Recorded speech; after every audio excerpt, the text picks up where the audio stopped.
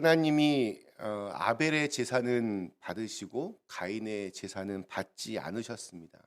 그것으로 가인은 분노했습니다. 그리고 동생 아벨을 죽였습니다. 인류 최초의 살인이 이 형제 간에 벌어졌다는 것은 정말 큰 비극입니다. 죄의 결과 중 하나는 관계가 아주 힘들어지게 만드는 것이다라고 우리는 기억할 수 있습니다. 가인과 아벨의 이야기, 그 갈등은 바로 이 비교하는 마음에서 시작이 되었습니다. 우리 5절 말씀을 보면 가인은 하나님이 자신의 재물을 받지 않으셨다는 것에 대해서 분노합니다. 그러나 더 큰 분노는 자신의 재물은 받지 않고 아벨의 제사만 받으셨다는 바로 그 부분입니다. 가인은 아벨과 자신을 이렇게 비교했습니다. 자신의 재물은 거절이 되고 아벨의 제사만 받아들여진 것에 대해서 분노했습니다. 사람들은 자신의 실패보다 다른 사람의 성공 때문에 더 속상해하고 힘들어해야 합니다. 가인은 자신의 불행이 아벨 때문이라고 그렇게 믿었습니다. 그러니까 가인에게 있어서 아벨은 사랑스러운 동생이 아니라 바로 경쟁자였습니다. 경쟁이라는 거 참 무섭습니다. 경쟁 심리가 발동이 되면 사람은 굉장히 잔인해집니다. 반드시 이겨야 되기 때문입니다. 그런데 생각해 보면 가인은 지금 아주 엉뚱한 것을 가지고 경쟁심을 느꼈습니다. 우리 제사라고 하는 것, 제사는 하나님께 드리는 일입니다. 그러니까 전적으로 하나님과 나와의 관계의 문제입니다. 그러니까 제사를 드리는데 이것 때문에 경쟁해야 될 이유가 전혀 없습니다. 그러니까 나는 내 최선을 다해서 하나님께 제사를 드리면 됩니다. 이 아담의 범죄 이후에 안타까운 것은 이렇게 거룩한 일에도 죄가 끼어든다는 사실입니다. 그러니까 아무리 선한 일이라고 하더라도 이렇게 지나친 경쟁심이 들어가면 위험해집니다. 그 안에 어떤 죄성이 숨겨져 있기 때문입니다. 교회 안에서도 어떤 사람들의 칭찬과 주목을 받는 것에 신경을 곤두세우면 그것을 너무 의식하면 그래서 굉장히 위험해집니다. 도토리 키재기를 하며 그렇게 싸우게 됩니다. 이기고자 하는 욕망, 사람은 참 잔인해집니다. 2등은 1등을 이렇게 없애는 것이 자기의 모든 목표가 되어버립니다. 오늘날 세상 정말 온통 경쟁 사회입니다. 불꽃 튀는 경쟁이 벌어지고 있습니다. 경쟁 심리를 이렇게 아주 돋구는 그런 문화 속에서 우리가 살고 있습니다. 사람들은 이렇게 다들 어떤 누군가의 인정을 받는 것에 목을 메고 있습니다. 인간이 가장 많이 겪는 원초적인 심리 중 하나가 바로 불안인데 이 불안 때문에 사람들에게 인정을 받고 싶어야 합니다. 근데 왜 불안한가? 거슬러 올라가면 결국 하나님을 떠난 인간, 에덴에서 쫓겨난 인간의 실상을 우리에게 보여줍니다. 하나님을 의존하며 살아가야 할 인간이 자기 스스로의 힘으로 살아가고자 할 때 불안은 피할 수가 없습니다. 하나님을 떠난 인간은 불안할 수밖에 없습니다. 그 불안을 극복하기 위해서 몸부림을 칩니다. 인간은 자신의 힘으로 이렇게 불안을 극복하고자 애를 씁니다. 가인은 불안정했고 또 인정받고 싶었고 그래서 불안했습니다. 아벨에 의해서 이렇게 실패했다는 좌절감을 맛보면서 마침내 그는 아주 깊은 열등감에 빠졌습니다. 그 불안을, 그 열등감을 극복하기 위해서 가인은 동생을 죽이는 어처구니 없는 죄를 범합니다. 이렇게 비교의식, 경쟁, 열등감 다 우리가 다루기 힘든 그러한 감정들입니다. 오늘 우리들의 마음 속에서도 이와 비슷한 감정들이 늘 이렇게 샘솟고 있습니다. 이렇게 비교하는 문화 속에서는 어쩔 수 없이 이렇게 불안과 열등감이 찾아오게 됩니다. 그리고 자신을 죽이거나 아니면 남을 죽이는 이렇게 파괴적이고 폭력적인 그런 결과로 이어집니다. 가인은 분노의 감정을 다스리는데 실패했습니다. 그것도 예배의 자리에서 살인 사건이 벌어졌습니다. 인간의 죄가 얼마나 노골적이고 또 공격적으로 변하는가를 보여줍니다. 가인은 하나님께서 자신의 재물을 받지 않으신 것에 대해서 분노를 터뜨렸지만 사실은 이게 분노할 일이 아닙니다. 가인은 자신의 잘못이 무엇인지를 알지 못했습니다. 그러니까 분노가 아니라 내가 부족한 것이 무엇인지를 깨닫고 그에 대해서 하나님께 용서를 구하고 또 회개했어야 합니다.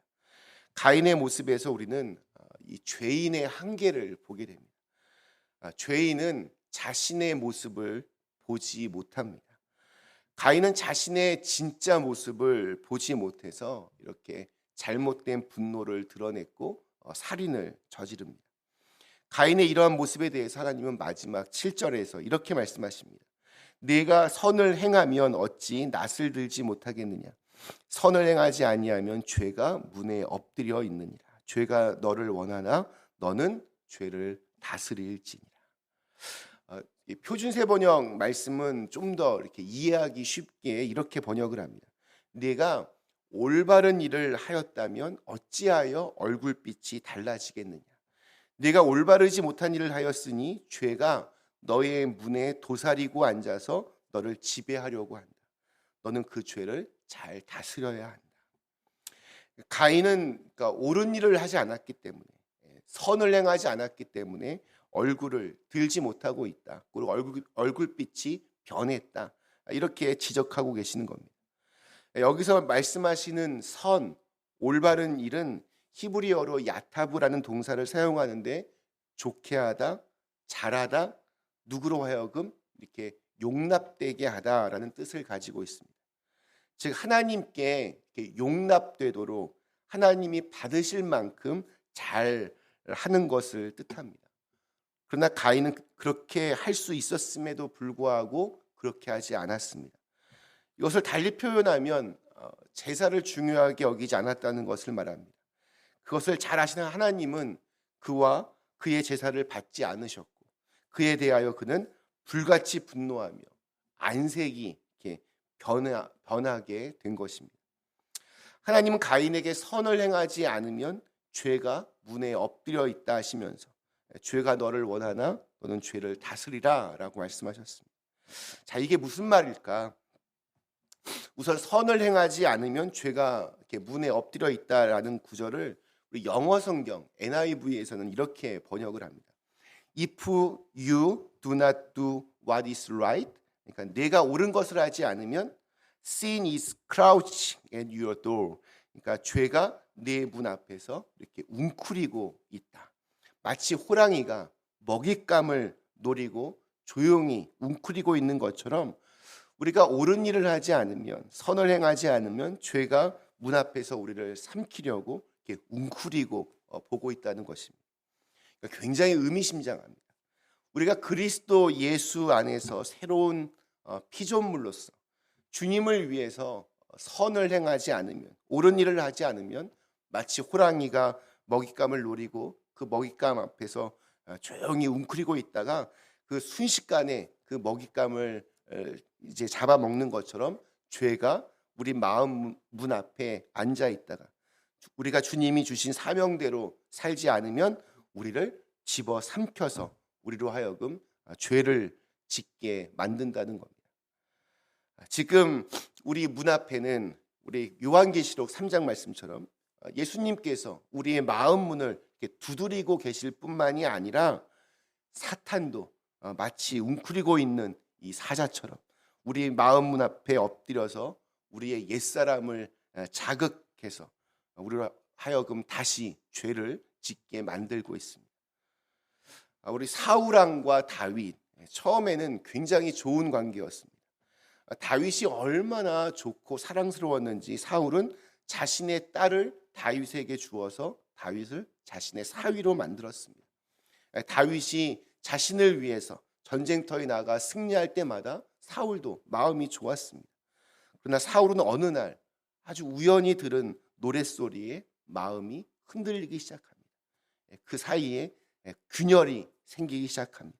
사울의 죽인 자는 천천히요 다윗은 만만이로다.